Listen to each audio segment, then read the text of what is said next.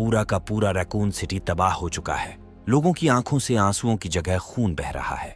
यहाँ इंसानों से लेकर जानवरों तक हर किसी में ज़ॉम्बी वायरस फैल चुका है। अब वे इतने आक्रामक हो चुके हैं कि किसी जिंदा इंसान को देखते ही उस पर टूट पड़ते हैं और कच्चा चबा जाते हैं। लेकिन हमेशा से ऐसा नहीं था। सालों पहले ही इस टी वायरस की बुनियाद रखी जा चुकी थी। उन दिनों क्लेयर और उसका भाई रैकून सिटी के एक अनाथालय में रहा करते थे। उस अनाथालय में एक अजीब सी महिला थी जो हर रात क्लेयर को दिखाई देती थी। जब क्लेयर ये बात अपने भाई से कहती तो वो इसे बस एक भ्रम समझकर टाल देता था। धीरे धीरे क्लेयर की उस महिला से दोस्ती हो गई जिसका नाम था लीसा। क्लेयर ने एक दिन लीसा से पूछा, तुम्हारा घर कहाँ है? लीसा ने जवाब दिया, मेरा घर यहीं नीचे है। इतने में डॉक्टर विलियम वहां पर आ जाते हैं और वो क्लेयर से पूछते हैं कि तुम इतनी रात को यहाँ पर क्या कर रही हो? क्लेयर को कुछ सूझ नहीं रहा होता। तभी उसका भाई उसके बचाव में आ खड़ा होता है और कहता है कि जब से हमारे पेरेंट्स गुजरे हैं क्लेयर को नींद में चलने की बीमारी हो गई है। डॉक्टर विलियम समझ जाते हैं कि क्रिस झूठ बोल रहा है, फिर भी वो उसकी सराहना करते हैं क्योंकि क्रिस अपनी बहन का बचाव कर रहा था। वर्तमान में क्लेयर एक डरावने सपने से चीख कर उठ जाती है। सपने में फिर से उसे लीसा दिखाई देती है। उसकी चीख सुनकर ट्रक ड्राइवर घबरा जाता है और कहता है, अगर मुझे पता होता कि तुम नींद में इस तरह चीखती हो तो मैं तुम्हें कभी लिफ्ट ही नहीं देता। दरअसल क्लेयर अपने बचपन का वही डरावना सपना देख रही थी।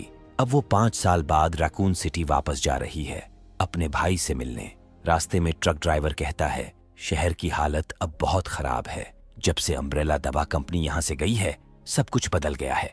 ज्यादातर लोग ये शहर छोड़कर चले गए। तुम्हारे भाई को भी ये बदहाल शहर छोड़ देना चाहिए। इन्हीं बातों के बीच उनका ध्यान बंटता है और अचानक एक लड़की उनके ट्रक के सामने आ जाती है। ट्रक उसे टक्कर मारता है और घसीटते हुए काफी दूर तक ले जाता है। हालत इतनी गंभीर होती है कि उस लड़की का बच पाना नामुमकिन था। क्लेयर कहती है, कोई कपड़ा लेकर आओ ताकि हम उसकी बॉडी ढंक सकें। हमें इसे शहर ले जाना होगा। मेरा भाई पुलिस ऑफिसर है, वो सब संभाल लेगा। लेकिन ड्राइवर पीछे हटते हुए कहता है, इसमें मेरी कोई गलती नहीं थी, मैं पुलिस के झंझट में नहीं पड़ने वाला। उसी वक्त अचानक उस लड़की की बॉडी में हरकत होने लगती है और वो खड़ी होकर वहां से चल देती है। क्लेयर और ड्राइवर उसे न पाकर हैरान रह जाते हैं। इसी बीच ड्राइवर का कुत्ता सड़क पर गिरे उस लड़की के खून को छांटने लगता है और वहीं से शुरू हो जाता है एक नया खतरा। क्लेयर को लगता है कि उस लड़की को मदद की जरूरत है। ड्राइवर कहता है कि तुम्हें चलना है तो चलो, वरना मैं जा रहा हूँ। इसके बाद हमें रैकून सिटी के बारे में कुछ महत्वपूर्ण जानकारी बताई जाती है।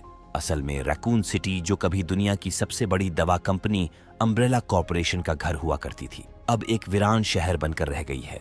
अम्ब्रेला कॉर्पोरेशन अब एक नई जगह जा रहे हैं। यहाँ उनके बस कुछ गिने चुने आखिरी एम्प्लॉय है।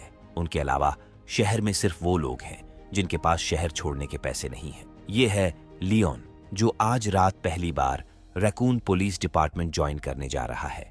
आज उसकी नौकरी की पहली रात है, लेकिन उसे अंदाजा तक नहीं कि ये रात उसकी जिंदगी की सबसे डरावनी रात बनने वाली है। वो एक बार में बैठा है, बारटेंडर से कैजुअली बातें कर रहा होता है। तभी उसकी नजर बारटेंडर की आंखों पर पड़ती है जहां से खून बह रहा होता है। लियोन हैरान रह जाता है। तभी बारटेंडर धीमे से कहती है, ये 2 हफ्तों से हो रहा है, लेकिन मैंने अब तक किसी डॉक्टर को नहीं दिखाया। इसी बीच अचानक एक तेज आवाज होती है, जैसे कोई चीज खिड़की से टकराई हो। खिड़की पर एक कौवा जोर से टकराया था। उसकी हालत बेहद दयनीय थी। ये सिर्फ एक हादसा नहीं, बल्कि आने वाली तबाही की पहली अलामत थी। उधर ट्रक ड्राइवर क्लेयर को उसके तय जगह पर छोड़कर वापस लौट रहा था। तभी उसकी नजर अपने कुत्ते पर पड़ी। वो असामान्य तरीके से सुस्त और बीमार लग रहा था। ड्राइवर कुछ समझ पाता उससे पहले ही कुत्ते ने अचानक उसको काट लिया। उधर क्लेयर अपने भाई के घर पहुंची, लेकिन दरवाजा खटखटाने पर भी कोई जवाब नहीं मिला। आखिरकार उसने लॉक तोड़ने का फैसला किया, लेकिन घर के पड़ोसी लगातार उस पर नजर गड़ाए हुए थे। वे दोनों ही बीमार लग रहे थे। उनके हटते ही क्लेयर ने लॉक तोड़ा और अंदर दाखिल हो गई। अंदर उसे एक फोटो फ्रेम मिला जिसमें उसका भाई डॉक्टर विलियम के साथ नजर आ रहा था। इसी बीच क्रिस भी वहां आ पहुंचा।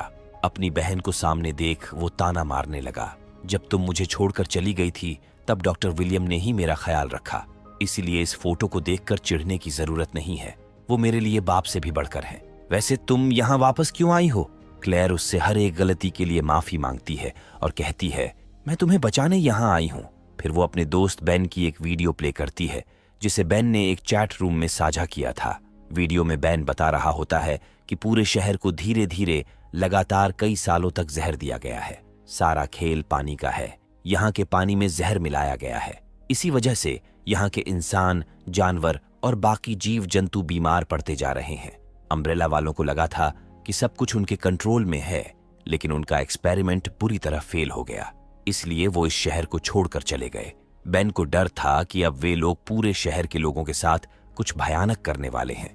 वीडियो देखने के बाद क्रिस गुस्से में क्लेयर से कहता है, तुम और तुम्हारा दोस्त दोनों ही पागल हो। तुम्हारी कही बातें बचपन में भी कभी सच नहीं होती थीं। इसलिए यहाँ से अपना बोरिया बिस्तर समेटो और निकलो। दूसरी तरफ डॉक्टर विलियम को अचानक एक कॉल आता है। कॉल सुनते ही उनका चेहरा गंभीर हो उठता है। अगले ही पल वो अपनी पत्नी और बेटी से कहते हैं, जरूरी सामान समेट लो, हमें अभी के अभी शहर छोड़ना होगा। इसी बीच शहर में अचानक अम्ब्रेला कॉर्पोरेशन का सायरन गूंज उठता है।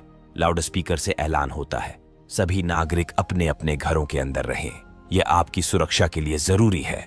ये ऐलान सुनते ही क्रिस फौरन ड्यूटी पर निकल पड़ता है। इधर घर में क्लेयर को एक पानी की बोतल मिलती है जिस पर अम्ब्रेला कॉर्पोरेशन का लोगो बना होता है। क्लेयर समझ जाती है कि क्रिस अम्ब्रेला कॉर्पोरेशन के सप्लाई का पानी पीता है। शायद इसी वजह से जहर का असर उस पर नहीं हुआ। इसी बीच अचानक उनके पड़ोसी का बेटा अंदर आता है और सीधा टेबल के नीचे जाकर छिप जाता है। दरअसल वो अपनी माँ से डरकर घर से भाग आया था। जब तक क्लेयर कुछ समझ पाती, इस लड़के की माँ कांच का विंडो तोड़कर किसी तरह क्लेयर उससे छुड़ाई और क्रिस की बाइक लेकर भाग निकली। दूसरी तरफ पुलिस स्टेशन में हम चीफ ब्रायन आयरन्स को देखते हैं जो कुछ परेशान नजर आ रहे हैं। अगले ही पल वो सभी अफसरों को इकट्ठा करते हैं और बताते हैं कि उनके 2 ऑफिसर, मारनी और डूली, एक डेड बॉडी की जांच के लिए ऑन वॉल्ड स्पेंसर की हवेली पर गए थे। मरने वाला शख्स स्पेंसर ही था जिसने अम्ब्रेला कॉर्पोरेशन की नींव रखी थी और उसकी मौत उसी की हवेली में हुई थी। मारनी और डूली वहां गए थे, लेकिन अब आधी रात हो चुकी है और वो अभी तक लौटे नहीं हैं। रेडियो पर भी कोई जवाब नहीं मिल रहा। आखिर वो हैं कहां और ये अलार्म लगातार क्यों बज रहे हैं? चीफ को हर हाल में इसका पता लगाना था। इसी बीच वेस्कर नाम का एक